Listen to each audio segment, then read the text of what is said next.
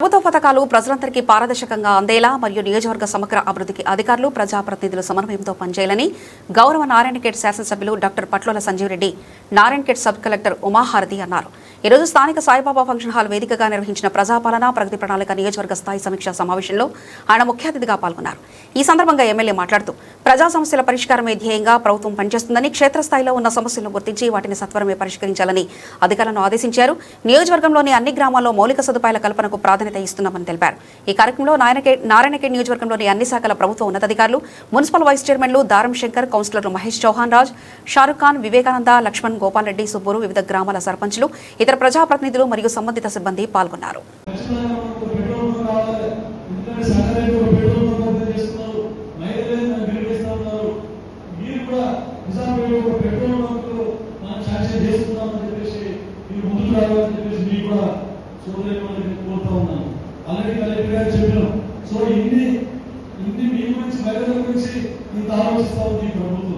గతంలో కనీసం వడ్డీ మాఫ్ చేయలేని పరిస్థితి.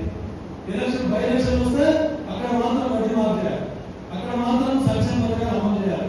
వేరే దగ్గర ఎక్కడ సంక్షేమ పథకాలు అమలు చేసిన దాఖలాలు లేవు అన్నారు. దళితులకే ముఖ్యమంత్రి అన్నారు, 3 ఎకరాల భూమి అన్నారు, ఇంటింటికి ఉద్యోగం అన్నారు.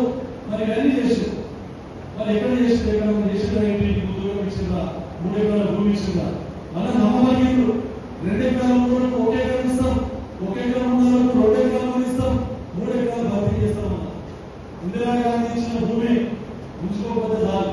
శ్మశాన వాటికల పేరు మీద, కంపెనీ గారి పేరు మీద, పల్లె ప్రకృతి వనాల పేరు మీద, క్రీడా ప్రాంతాల పేరు మీద దౌర్జన్యంగా అసలు చట్టం ఫాలో కాకుండా బలవంతంగా పోలీసులను పెట్టి అవన్నీ ఉంచుకొని అసైన్మెంట్స్ ఉంచుకొని ఇవన్నీ కట్టడం జరిగింది. కానీ ఇందిరా గాంధీ గారి ప్రభుత్వం ఆ రోజు నుంచి ఈ రోజు వరకు మన్మోహన్ సింగ్ గారి ప్రభుత్వం కాంగ్రెస్ హయాంలో ఎవరైతే భూమి కుటుంబాలు బతుకుతా ఉన్నారో వాళ్ళందరికీ కూడా మనము పట్టాలు ఇవ్వడం జరిగింది, బ్యాంకు ద్వారా రుణాలు ఇవ్వడం జరిగింది. ఇందిరాజల ప్రభుత్వం బోర్డు వేసి కరెంట్ ఇచ్చి వాళ్ళందరికీ బ్యాంకు ద్వారా ఓడించి వ్యవసాయం చేసుకున్న విధంగా జీవనాధారం లభించే విధంగా కృషి చేసిన ప్రభుత్వం అంటే మన కాంగ్రెస్ ప్రభుత్వం అని చెప్పేసి మరొకసారి మీకు అందరికీ తెలియజేస్తా ఉన్నాం. మరి ఎస్సీ కార్పొరేషన్ మొదలు నిర్వీర్యం, ఎస్టీ కార్పొరేషన్ నిర్వీర్యం, బీసీ కార్పొరేషన్ నిర్వీర్యం. ఏ కార్పొరేషన్ లో ₹1 లోన్ లేదు. అవన్నీ చేసి మళ్ళా ఎలక్షన్ ముందర దళిత బంధువులు తీసుకోవచ్చు. ఆ దళిత బంధువులు 10 మందికి ఇస్తే 100 మందికి స్టార్ట్ చేయాలి చేసి వాళ్ళందరికీ కూడా ఎవరికి రాలేదు ఎలక్షన్ అయిపోయింది.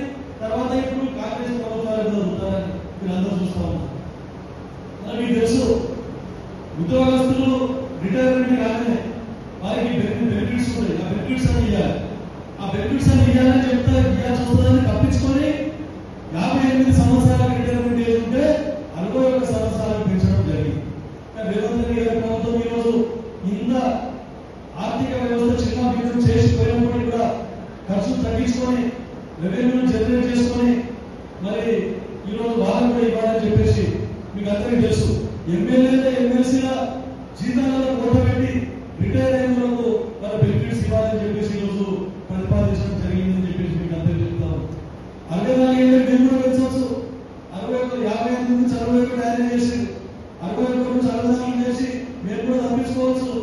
కానీ వీళ్ళనే ముందరికి ఇంకా 3 సంవత్సరాలు కొనసాగిస్తే నిరంతర శ్రమ పడి ఎంతో మంది ఎగ్జామ్స్ రాసి పాస్ అయ్యి కొత్త ఉద్యోగాల గురించి, కొత్త యువకులు ఎంతో మంది ఉద్యోగాల గురించి వెయిట్ చేస్తా ఉన్నారు. మరి వారి పరిస్థితి ఏంటి?